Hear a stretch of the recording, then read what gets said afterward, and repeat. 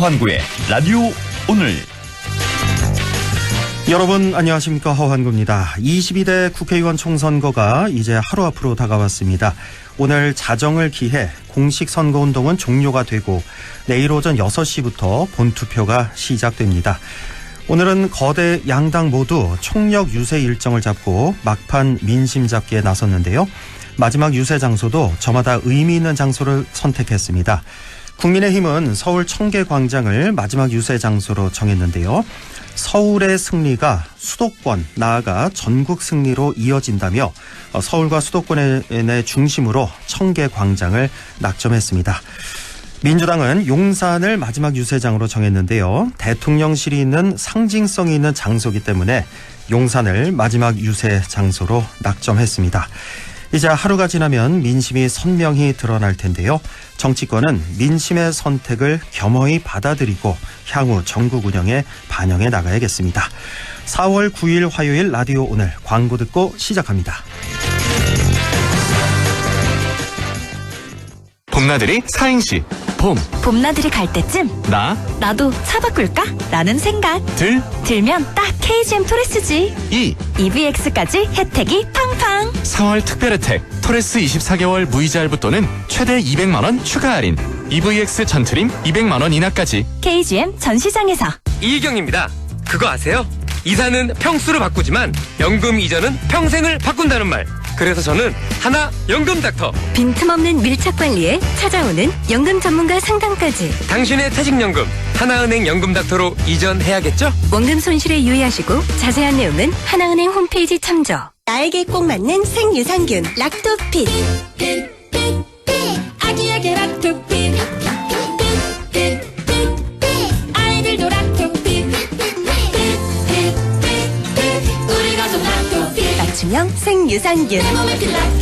종근당 건강기능식품입니다. 당신은 아마 아직 모를 거야. 장기렌트 숨은 강자. 아마존 아마 믿지 못할 거야. 합리적인 이 가격을. 아마존 장기렌트의 숨은 강자 홈페이지에서 실시간으로 확인해보세요. 아마존카. 네, 라디오 오늘 화요일 순서 시작합니다. 1부 김새롬의 세상맘사 함께하겠고요.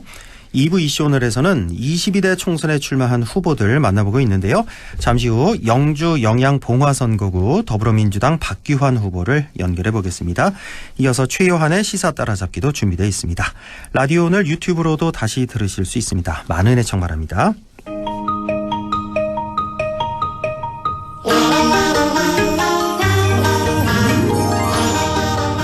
네, 젊은 엄마의 눈으로 바라본 세상, 김새롬의 세상맘사, 안동시의회 김새롬 의원과 함께합니다. 어서 오십시오. 네, 마음이 편안한 세상, 살기 좋은 세상을 꿈꾸는 엄마 시의원 김새롬입니다. 네, 자, 드디어 내일이 총선 투표일입니다. 네. 오늘도 아주 막 바쁘게 지금 막 뛰어오셨는데, 네.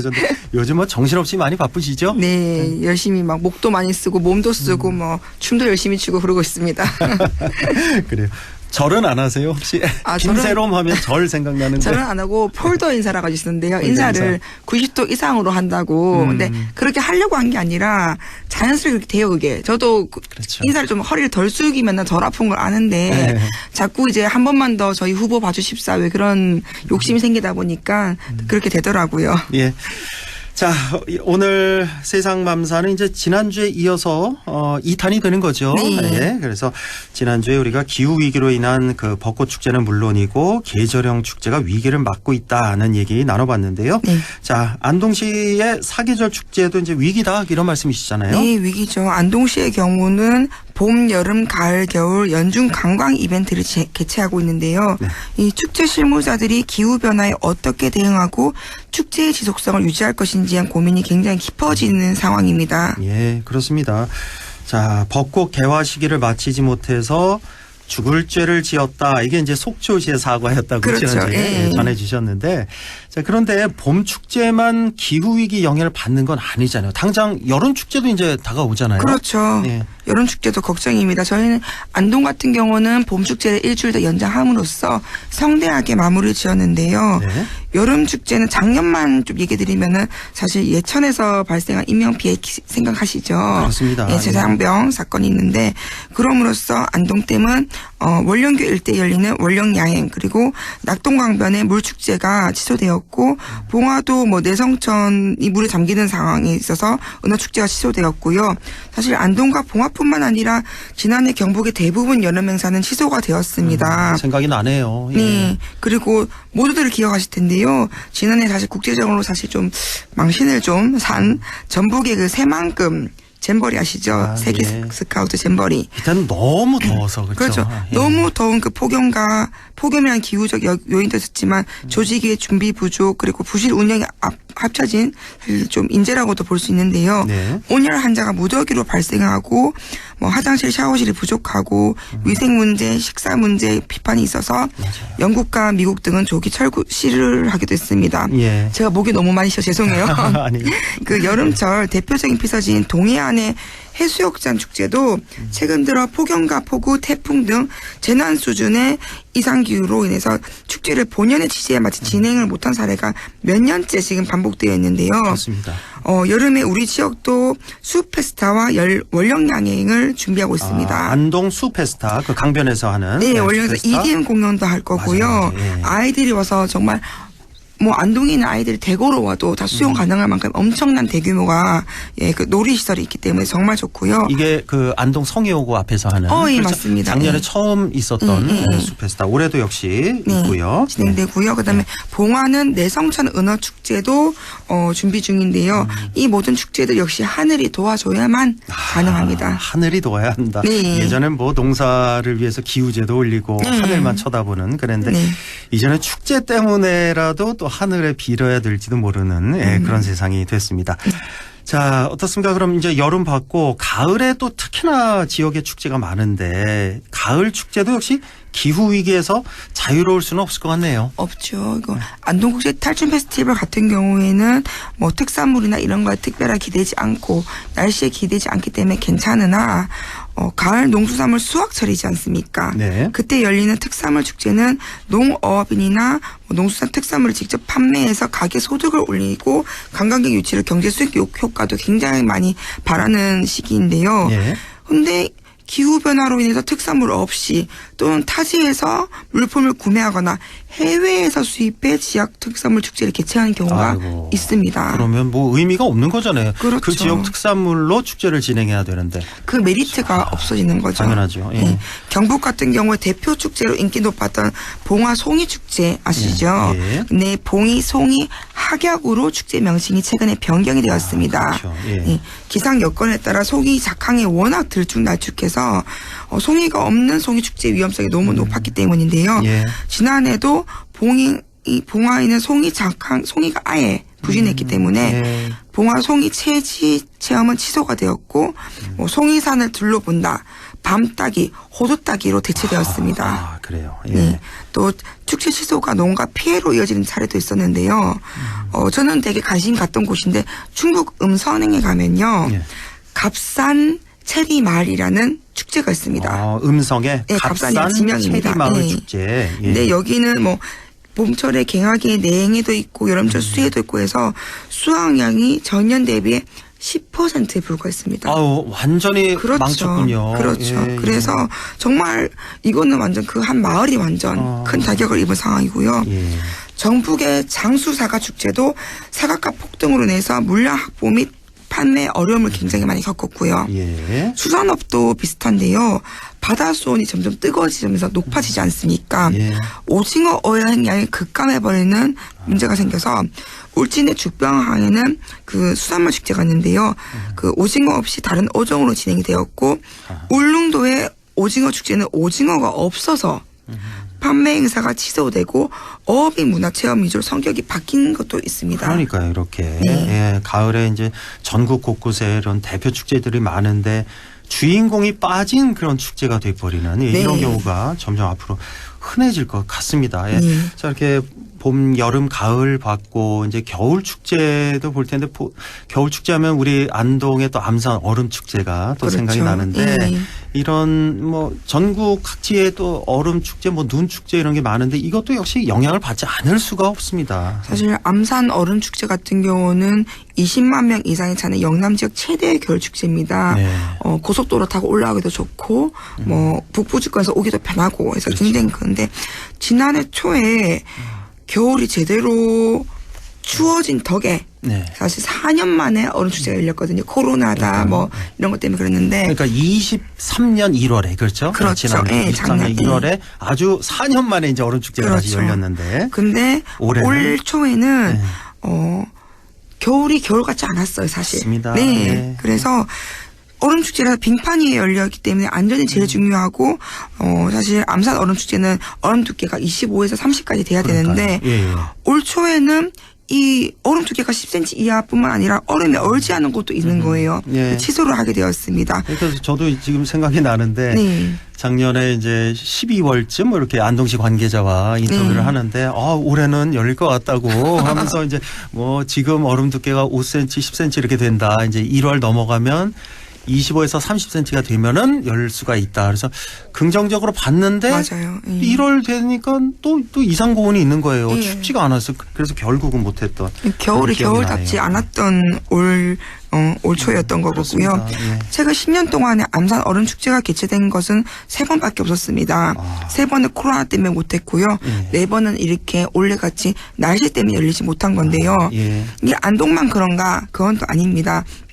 오히려 겨울 축제가 많은 강원도가 더 어려운 상황입니다. 네. 강원도 인제는 아예 축제가 취소가 되었습니다. 빙어 축제가 있는데 얼음이 얼지 않아서 아예 축제가 취소가 됐고요. 여기도 인제 빙어 축제. 네. 예, 그리고 취소. 홍천강에는 꽁꽁 축제가 있는데요.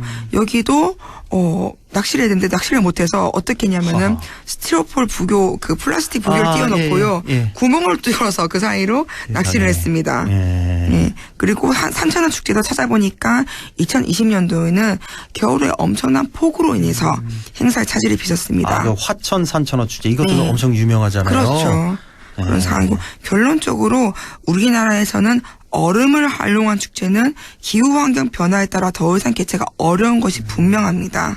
강원도 산천의 그 아까 말씀하신 산천어 축제나 인제 빙어 축제도 인공 얼음 방식까지 동원했지만 막대한 시설 비용 부담으로 취소하거나 축소로 방향을 정하고 있습니다. 그래서 지난주에 제가 말씀드린 것처럼 안동의 겨울 축제도 얼음 대신 눈, 비스를 활용하는 그런 식으로 앞으로 준비를 한다고 하네요. 예. 그러니까 얼음 대신에 네. 누군이나 빛을 이용하는 그렇죠. 그런 축제로 네. 바꾼다. 네. 그렇군요. 예.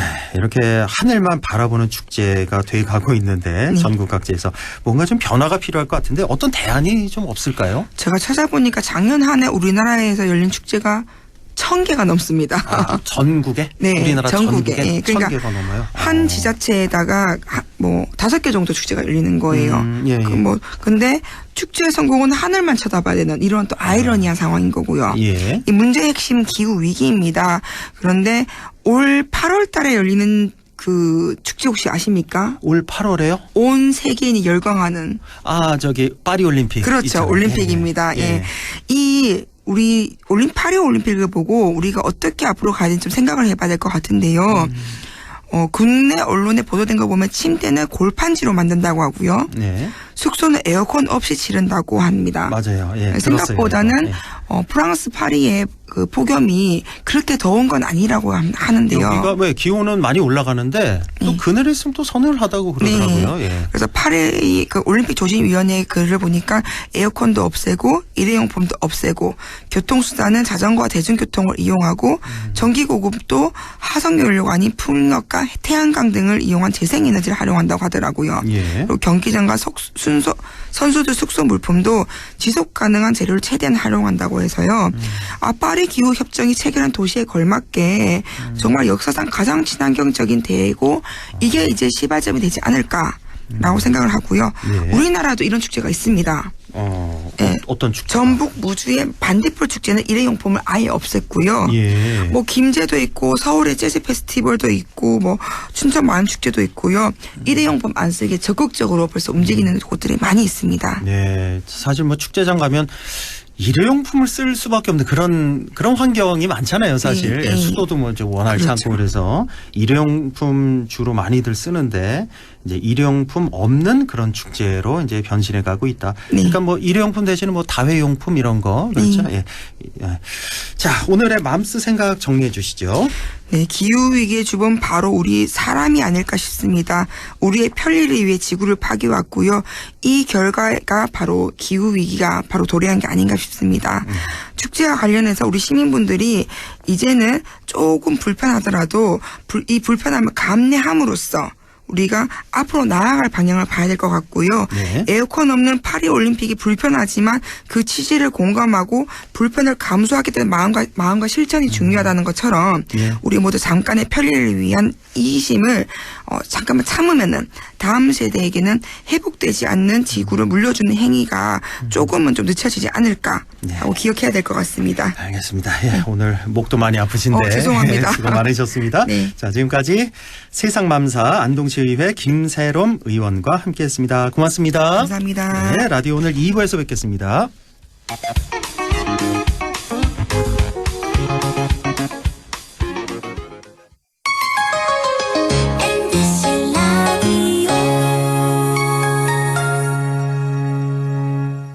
밤새우러 못 잤는데 방긋 웃는 얼굴에 힘이 나는 아이러니. 음정도 박자도 없지만 그 어떤 노래보다 감동적인 아이러니. 세상 힘들지만 세상 행복한 아, 이러니 아이를 키우나 봅니다. 공익광고협의회. 예, 며느라. 밥 했어? 설거지 했어? 쓰레기 버렸어? 청소했어? 빨래했어? 개밥 줬어? 아들 낳았어? 딸 낳았어? 아무것도 안 하고 싶다.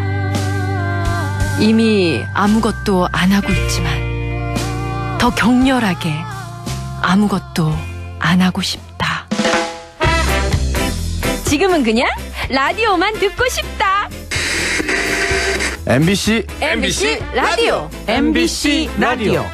라디오 청취자 10명 중 4명이 듣는 방송. 국가대표 라디오 MBC 라디오.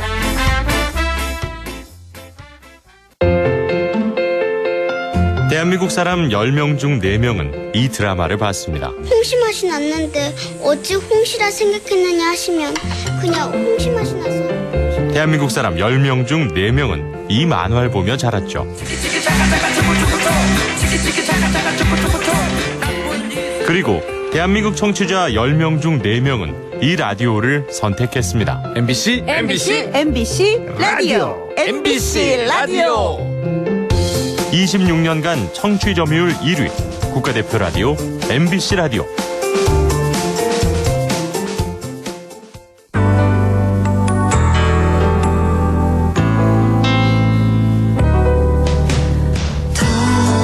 어렵던 날도 많았죠.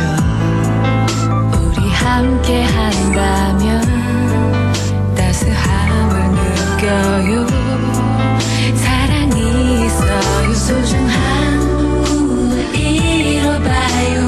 우리 함께 여기 있으니 감동과 사랑 있는 MBC 라디오 문화방송 100.1 MBC 라디오. 네, 6시 23분 47초 지나고 있네요. 이슈 오늘 시작합니다. 자, 하루 앞으로 다가온 22대 국회의원 선거. 오늘은 영주 영양 봉화선거구 후보를 만나보겠습니다. 참고로 국민의힘 임종득 후보는 선거 일정상 인터뷰에 응할 수 없다는 점을 밝혀왔다는 걸 미리 말씀을 드립니다. 자, 영주 영양 봉화선거구 더불어민주당 박규환 후보 연결돼 있습니다. 박규환 후보님 안녕하십니까? 안녕하세요. 더불어민주당 박규환입니다. 아이고, 반갑습니다. 역시, 예, 목이 또 많이 상해 있군요. 예. 예, 목소리가 변성되어서 그렇습니다. 죄송합니다. 예, 지금 뭐, 한창 선거운동 이제 막바지신데, 현재 분위기를 좀 어떻게 보고 계십니까? 사실 선거 초기엔 승패가 결정난 경기처럼 좀 무관심한 분위기였습니다. 하지만 지금은 최수건 상병의 억울한 죽음의 진실을 밝혀야 한다는 여론이 밑바닥에서부터 좀 형성되고 있고요. 네. 또 진실 밝히려는 노력을 외압으로 저지한 범죄 혐의자가 국회로 도피하는 일만큼은 막아야 한다는 그런 여론도 형성되고 있습니다. 네. 그리고 아시다시피 이곳이 40년 동안 일당이 독점해온 곳 아니겠습니까? 네. 그 결과 전국에서 가장 낙후한 지역이 되어버렸다는 이 경북의 참담한 현실에 대한 분노도 일어나고 있고요. 네. 또 윤석열 정권 무능, 무책임, 폭정에 대한 분노가 저변에서 일어나고 있습니다. 이제 이런 분위기가 서로 연결되어야겠습니다. 네. 자, 우리 박규환 후보께서는 소위 대치동 스타 강사 출신이라는 아주 특이한 이력을 갖고 계신데요. 우리 지역으로 귀촌하신 지는 얼마나 되신 거예요? 귀촌한 지는 이제 10년 좀 넘었고요. 10년, 예. 네. 뭐 쑥스럽지만 강남 대치동 1타 강사 맞습니다.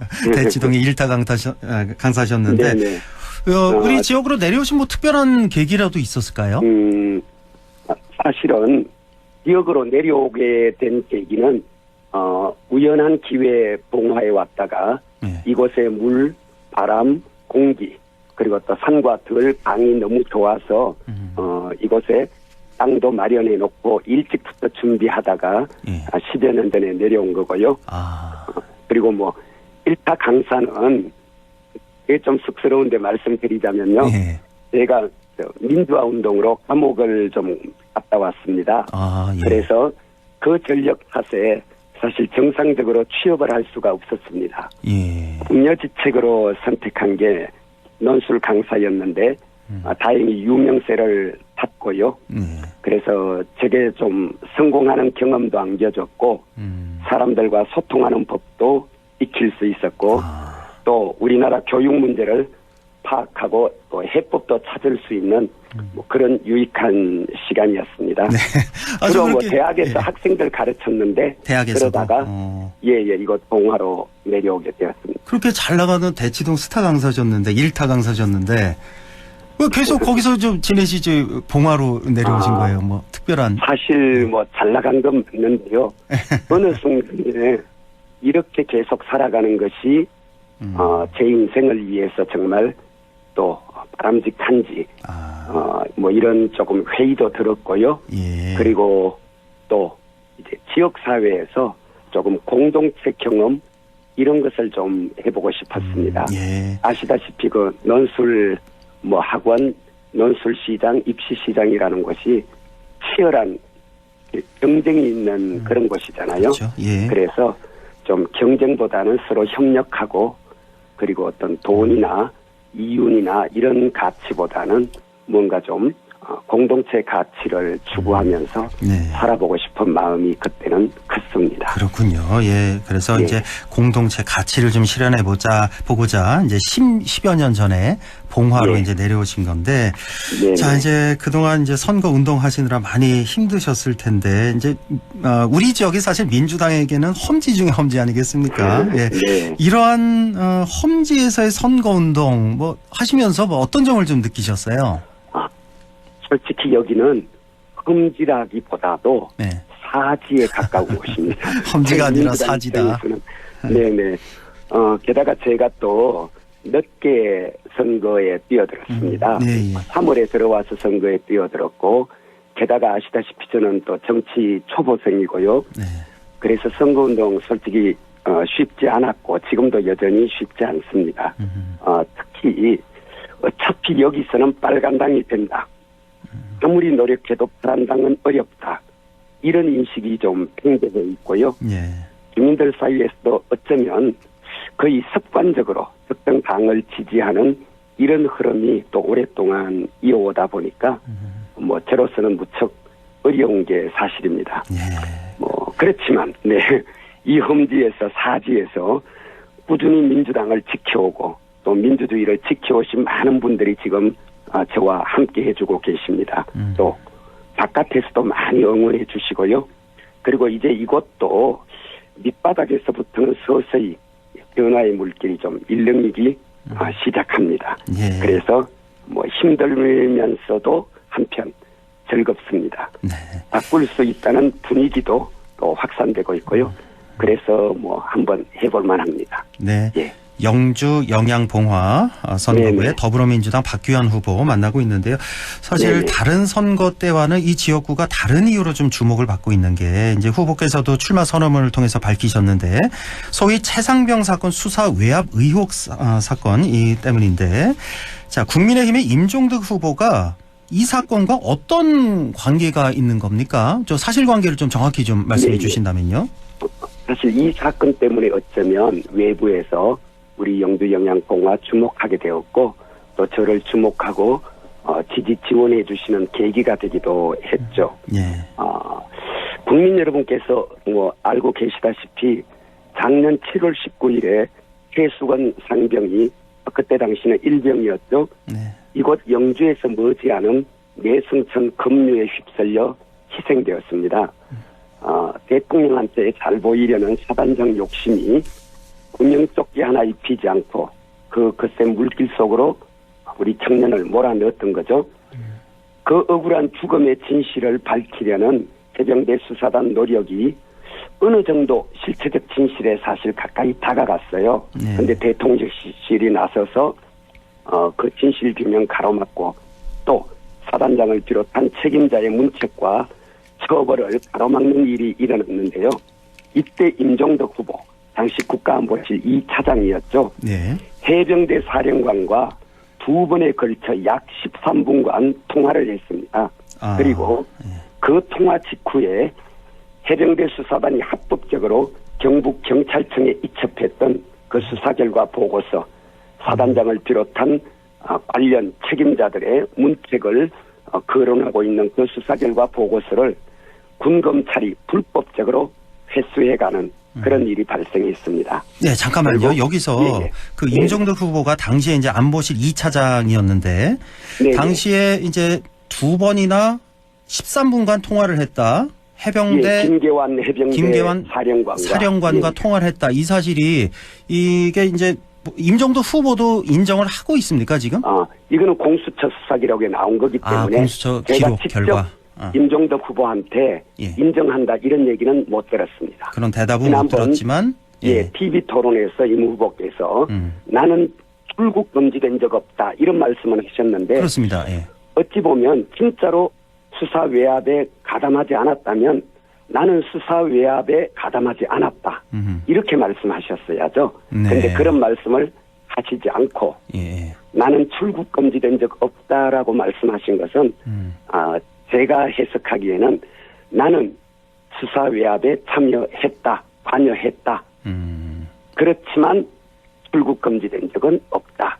이런 이야기로 저는 그렇게 들었습니다. 그러니까 좀 지금 많이 알려진 게 임종덕 후보가 지금 출국 금지 상태 아니냐 이렇게도 알려졌는데 그건 아니군요. 출국 금지 상태는 아니군요. 그거는 임종덕 후보의 주장이었고요. 주장이고. 그러나 현재 나온 언론 보도라든가 우리 더불어민주당 중앙당 대변인 논평이라든가 이런 것에 따르면 임 후보를 포함해서 6명이 출국 금지되어 있다. 그러니까요. 그렇게 알려지고 있습니다. 그래서 저도 그 TV 토론회를 보면서 저도 알고 있기로는 지금 출국 금지 상태인 걸로 알고 있는데 거기서 이제 임종덕 후보가 출국 금지 상태 아니다라고 답변을 해서 그 사실관계를 좀 여쭤본 거고요. 그러니까 아마도 해병대 수사단 수사에 외압을 행사한 적 없다 이렇게 말씀하시면 이거는 명백한 허위사실 공표로 당선돼도 무효가 될 그런 상황이고요.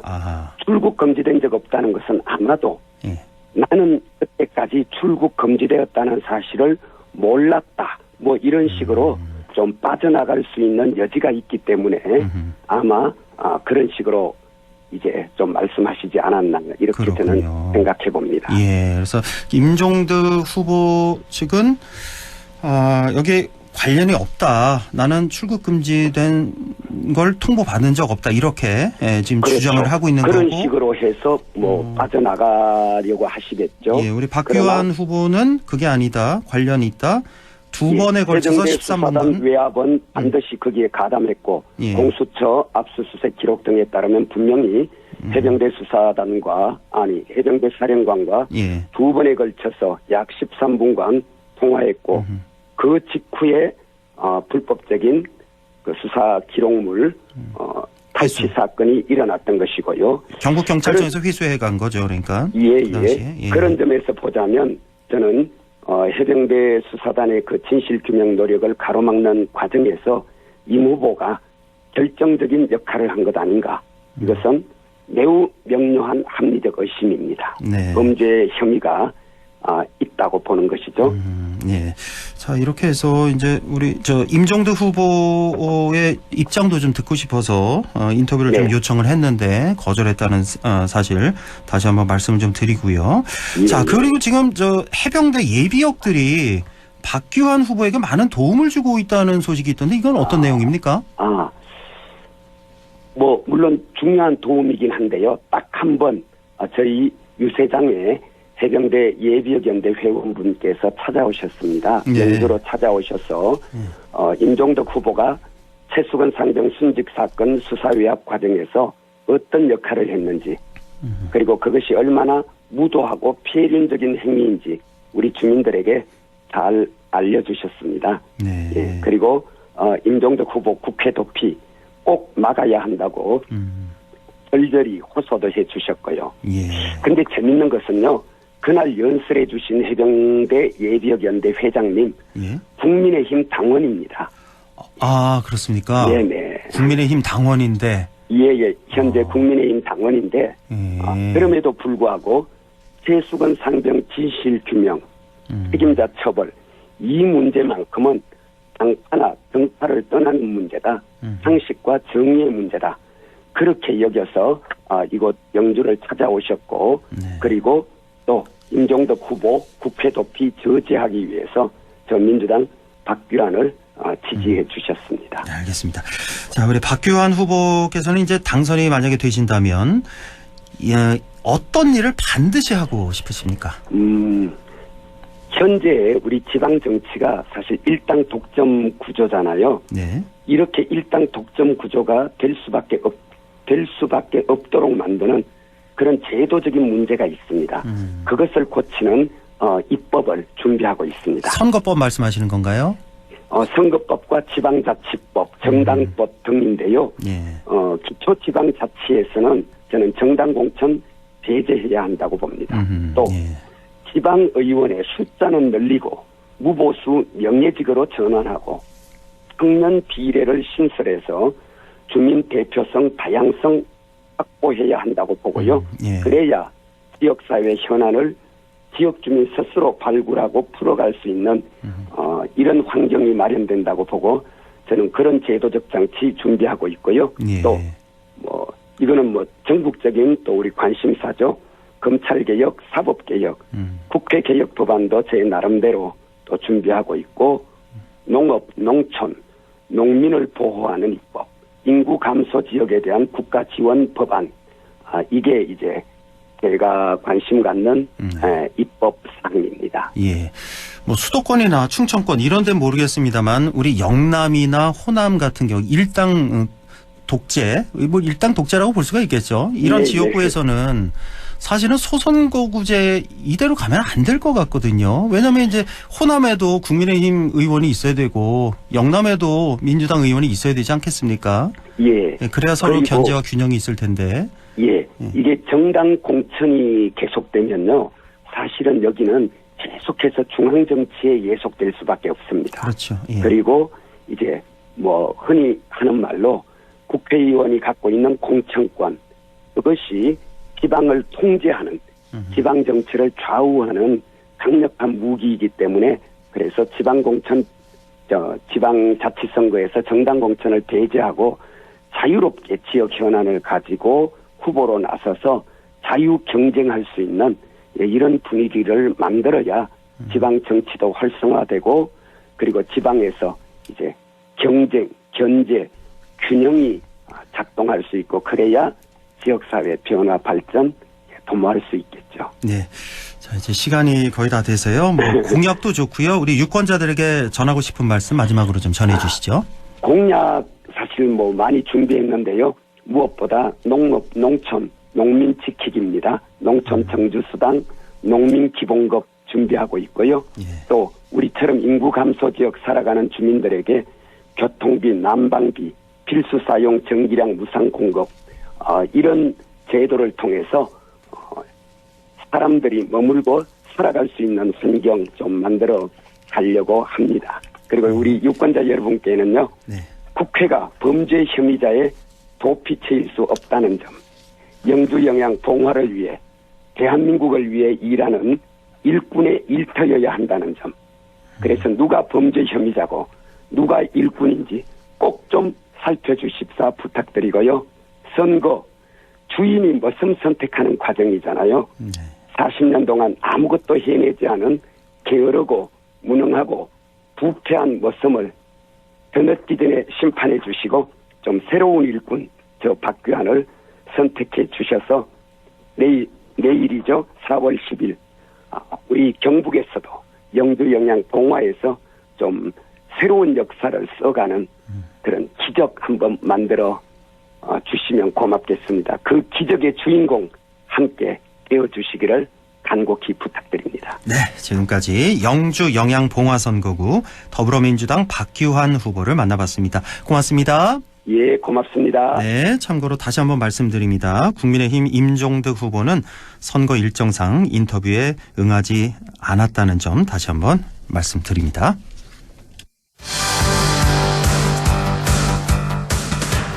네, 최요한의 시사 따라잡기 바로 이어가겠습니다. 네, 오늘은 22대 총선 총정리를 한번 해보죠. 최요한 시사평론가 연결돼 있습니다. 안녕하십니까? 예, 반갑습니다. 최요한입니다. 네, 바로 내일이 총선 투표일인데요. 이번 총선 총평을 좀 먼저 해주신다면요. 우리 진행자님 사전 투표하셨어요? 예, 저는 첫날 7시에 했습니다. 아침. 일찍 하셨네요. 예. 아마 이 방송을 들으시고 우리 청취자 여러분들 많은 분들도 사전 투표하셨을 텐데요. 사전 투표를 저도 했습니다. 사전 투표하면서 느낀 것이란 느낌은 이번 선거가 결과가 어떻게 나오든 우리 유권자들의 직접 선거에 대한 그러니까 투표 정치에 대한 욕구가 굉장히 높다라고 느꼈어요. 그렇죠. 다시 말씀드리면은 지금까지 유권자를 대리해서 국회에서 정치를 하는 정치인들이 그것이 긍정적이든 부정적이든 유권자들한테 비추어지기에는 만족을 하지 못하게 정치를 했다라는 생각이 들거든요. 그러니까 투표율이 높은 이유는 그런 것들을 보여주는 거 아니냐라는 생각이 듭니다. 뭐 언론에서 뭐 200대 100이니 뭐 여러 가지 이야기들이 있잖아요. 그것들을 우리 유권자들한테 다가오는 것이 별로 없어요. 대신 지금 당장 높은 물가를 어떻게 잡을 것인지 그리고 앞으로 우리 고장과 우리 나라를 어떻게 운영할 것인지에 대해서 진지하게 논의를 했으면 좋겠는데 그걸 보면서 판단했으면 좋겠는데 이번 선거는 서로 간의 심판 선거잖아요.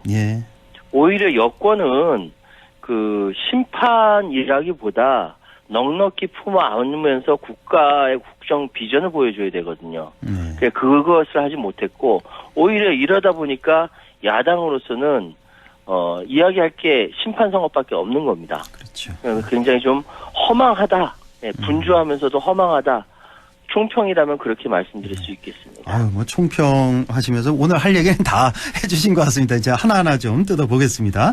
자, 사전 투표율이 31.3% 나왔는데요. 자, 이거를 이제 우리 최요한 시사평론가는 어떻게 해석하셨어요? 저는 유례없이 높은 이 투표율이 사실 이전에 있는 총선 사전투표 비교하면 말도 안 되게 높은 투표율이지 않습니까? 그렇습니다. 그러면 이번 전체 총 투표율은 70%를 넘길 수 있다라는 전망이 생기는 거예요. 지금 속설대로 사실 연세가 많으신 분들은 낮을 때도 많이 나갔었으니까 이렇게 높은 거는 젊은 사람들이 많이 나갔다는 얘기거든요. 물론 젊다고 진보적이라는 거는 아닙니다. 지금 20대 보수화를 생각하면 꼭 그렇지는 않은데 속설대로 투표율이 높다면 변화의 욕구가 높은 겁니다. 변화의 욕구가 높다라는 것은 진보 쪽이 유리하다는 것이죠. 어쨌든 이 사전투표가 정치에 대한 덕후성을 높여줬기 때문에 이제는 안착화됐다라고 볼 수 있고요. 사전투표 31점 정확하게 28%. 네. 이거는 우리 유권자들의 정치 변화에 대한 욕구가 높다. 그대로 앉아서 정치만 하는 변하지 않는 것은 더 이상 유권자가 바라지 않는다 이렇게 말씀드리겠습니다. 정치 변화의 욕구가 많다는 거고. 자, 이번 총선에서 이제 여당은 운동권 퇴출, 이재명 조국 심판을 내세웠고 야당은 정권 심판, 윤석열, 김건희, 한동훈 심판을 내세웠습니다. 자, 이 여당과 야당의 전략은 어떻게 보셨어요? 사실은 맨 처음 이제 한동훈 대표가 계속 얘기했어 86 운동권 퇴출을 얘기했었잖아요. 네. 근데 나중에 공천을 끝나고 나니까 운동권 퇴출은 이재명 후보가 퇴출한 거예요. 어허. 결과적으로 그렇게 됐습니다. 잘 생각해 보세요. 예. 임종석 전 비서실장이 공천 퇴출됐거든요. 예, 예. 대표적인 86은 주자이지 않습니까? 예.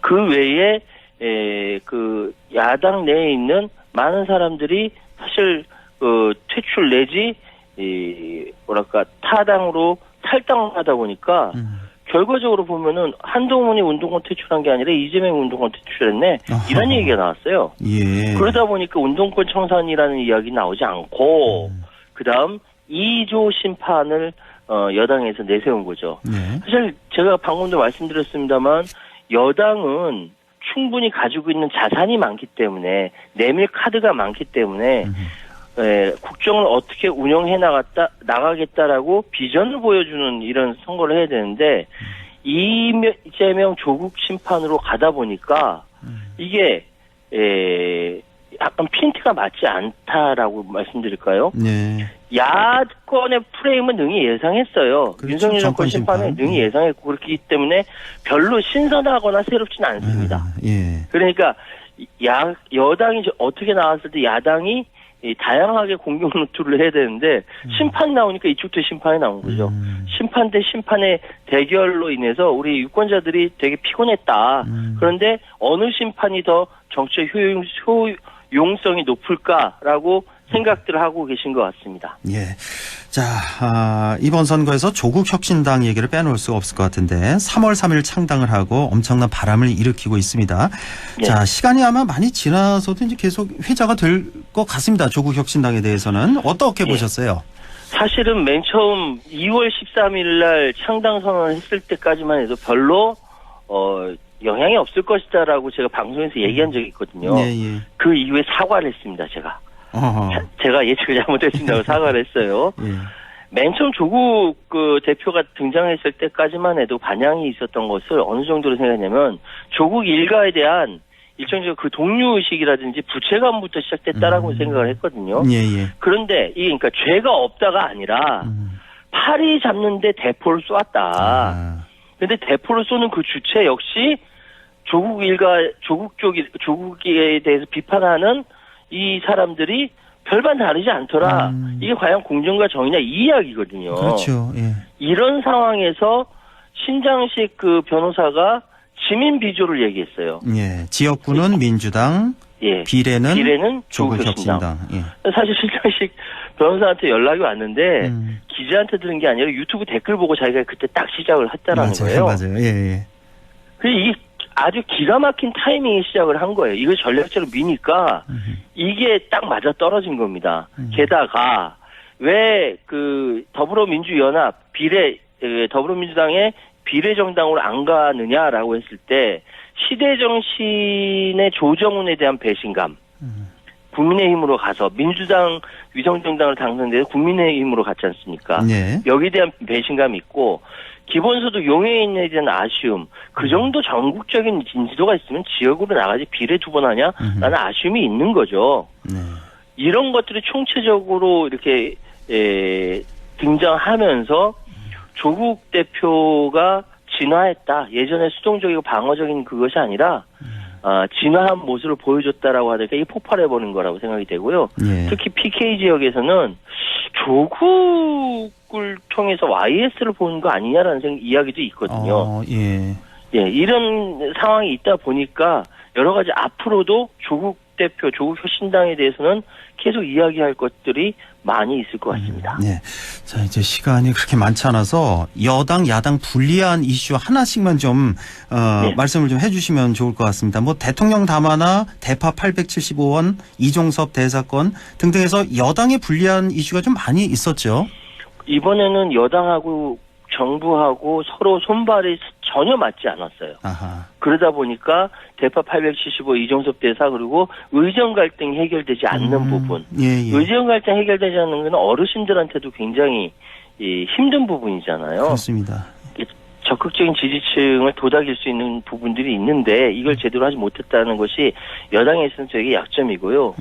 야당 같은 경우는 그래 알겠다. 윤석열 정권 심판은 알겠는데 윤석열 정권 심판할 만한 자격이 있느냐는 질문을 하고 있는 거예요, 유권자들은. 예. 그래서 나오는 것이, 뭐, 김준혁 후보라든지, 양문석 후보라든지, 공영훈 후보 같이, 소위 얘기해서 재산이라든지, 관점이라든지 이런 것들에 대해서 유권자들은 비판하고 있다.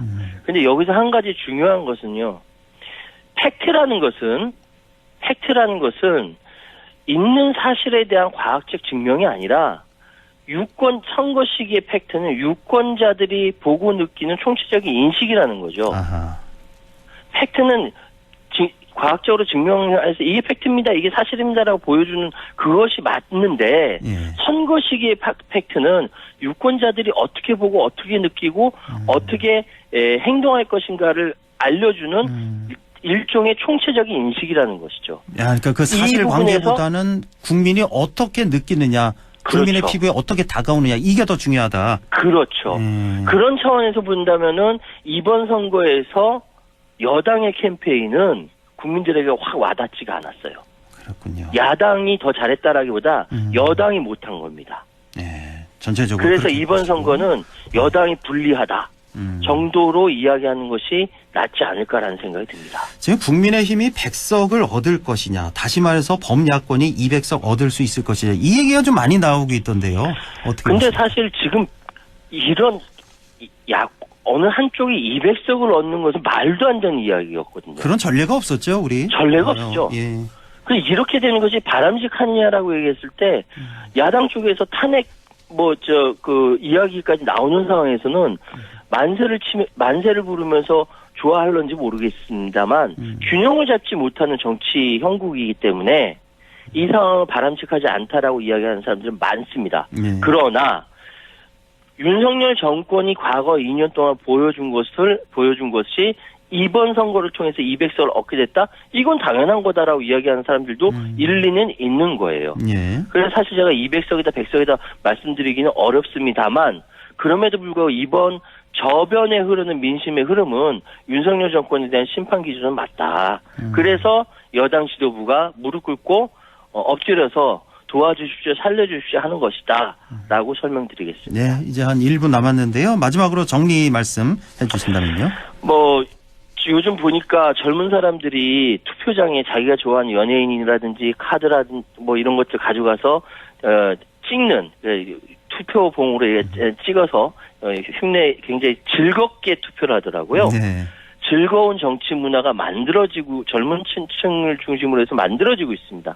과거 우리 역사가 군부 독재 정권과 권위주의 정권에 짓눌려서 제대로 된 민주주의 축제를 즐기지 못했다라고 한다면은 이제는 민주주의 축제로서 선거로서 민주주의 주인으로서의 권리를 누려야 할 때가 아닐까. 네. 마지막으로 말씀드리도록 하겠습니다. 예, 지금까지 최요한 시사평론가와 함께했습니다. 고맙습니다. 예, 감사합니다.